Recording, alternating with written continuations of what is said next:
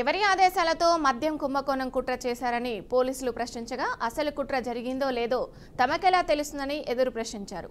మద్యం సరఫరా కంపెనీలు డిస్టరీల నుంచి వసూలు చేసిన ముడుపుల సొమ్ము ఎవరికి చేర్చారని ప్రశ్నిస్తే వాటితో మాకేంటి సంబంధం అన్నారు. సాక్షులు వాగ్మూలాలు దర్యాప్తులో లభించిన ఆధారాలు చూపించి నిలదీస్తే అవేవి నిజం కావని చెప్పారు. మద్యం కుంభకోణం కేసులో కీలక నిందితులైన ఆ నలుగురు సిట్ విచారణలో ఇలా సమాధానాలు చెప్పినట్లు తెలిసింది. మాజీ సీఎం జగన్ కు సన్నిహితులైన సీఎంఓ మాజీ కార్యదర్శి K Dhanunjaya Reddy, OSD Krishnamohan Reddy, Bharathi cements director Govindappa Balaji, IT శాఖ మంత్రుల సలహాదారు రాజ్ కెసిరెడ్డిలను 2 రోజులుగా కస్టడీ తీసుకున్న సిట్ అధికారులు చివరి రోజు విచారణ ముగిసింది. ఈ నలుగురిలో ఏ ఒక్కరూ దర్యాప్తునకు సహకరించలేదని అధికారులు తెలిపారు. ఆ మేరకే వాగ్మూలాలపైన వారు సంతకాలు చేసినట్లు సమాచారం. కస్టడీ ముగిశాక ఈ నలుగురిని కోర్టులో హాజరుపరిచి విజయవాడ జిల్లా జైలుకు తరలిస్తున్నట్లు వెల్లడించారు. మద్యం ముడుపుల సొమ్ము కృష్ణమోహన్ రెడ్డి, ధనుంజయ రెడ్డి ద్వారా అంతిమ లబ్ధిదారులకు చేరేదని దర్యాప్తులో గుర్తించిన సిట్ అధికారులు ఆ కోణంలోనే వారిద్దరిని ఎక్కువగా ప్రశ్నించారు. కృష్ణమోహన్ రెడ్డిని 118, ధనుంజయ రెడ్డిని 110 ప్రశ్నలు అడిగారు. తమకు సంబంధం లేదని వారు అన్నట్టు తెలిసింది.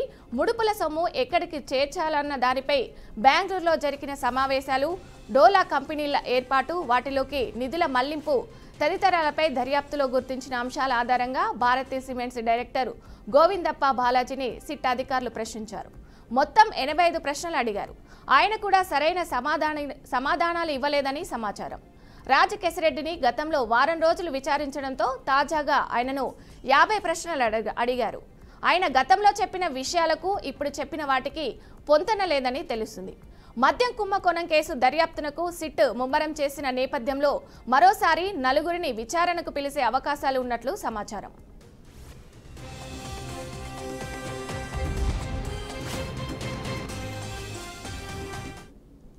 రైట్, ఈ అంశంపై మరింత సమాచారం మా ప్రతినిధి సాంబశివరావు అందిస్తారు. సాంబశివరావు, మొత్తంగా చూసుకోవచ్చు, మద్యం కుంభకోణం కేసులో నిందితులకు ముగిసి 2 రోజులు కస్టడీ ముగిసింది. అయితే అధికారులకే నిందితులు ఎదురు ప్రశ్నలు ఎవరి ఆదేశాలు వేసినట్టుగా తెలుస్తా ఉంది. మొత్తంగా వారు ఎవరి ఆదేశాలతో మద్యం కుంభకోణం కుట్ర చేశారని పోలీసులు ప్రశ్నించగా అసలు కుట్ర జరిగిందో లేదో తమకెలా తెలుస్తుందని చెప్పేసి ఎదురు ప్రశ్నించినట్లుగా తెలుస్తా ఉంది. మద్యం సరఫరా కంపెనీలు అదేవిధంగా డిస్టిలరీల నుంచి వసూలు చేసినటువంటి ముడుపుల సొమ్ము ఎవరికి చేర్చారని ప్రశ్నిస్తే వాటితో మాకేంటి సంబంధం అంటూ కూడా వాళ్ళు చెప్తున్నట్టుగా తెలుస్తుంది. సాక్షుల వాంగ్మూలాలు దర్యాప్తులు లభించిన ఆధారాలు చూపించిన నిలదీస్తే అవేవి నిజం కావని కూడా చెప్పినట్లుగా మొత్తం తెలుస్తా ఉంది. అయితే మద్యం కుంభకోణం కేసులో కీలక నిందితులైన ఆ నలుగురు సిట్ విచారణలో ఇలా ఈ సమాధానాలు చెప్పినట్టు తెలుస్తుంది. మాజీ సీఎం జగన్ కు అత్యంత సన్నిహితులైనటువంటి సీఎంఓ మాజీ కార్యదర్శి ధనుంజయ రెడ్డి, అదేవిధంగా OSD Krishnamohan Reddy, Bharathi cements director Govindappa, Balaji IT శాఖ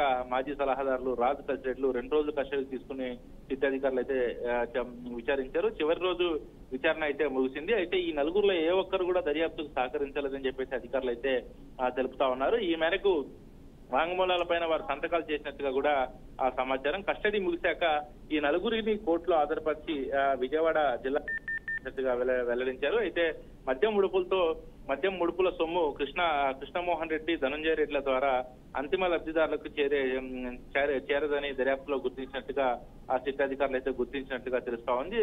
ఆ కోణంలోనే వారిద్దరిని కూడా ఎక్కువగా ప్రశ్నించారు. అయితే కృష్ణమోహన్ రెడ్డి 118, ధనుంజయ రెడ్డి 110 ప్రశ్నలు అడిగారు. అయితే తమకు సంబంధం లేదని వారు అన్నట్లుగా తెలుస్తా ఉంది. అయితే ముడుపుల సొమ్ము ఎక్కడికి చేర్చాలనే దానిపై బెంగళూరులో జరిగినటువంటి సమావేశాలు, అదేవిధంగా డొల్లా కంపెనీల ఏర్పాట్లు, వాటిలోకి నిధులు మళ్లింపు తదితరాలపై దర్యాప్తులో గుర్తించిన అంశాల ఆధారంగా భారతీ సిమెంట్ డైరెక్టర్ గోవిందప్ప బాలాజీవి సిట్ అధికారులు ప్రశ్నించారు. మొత్తంగా 85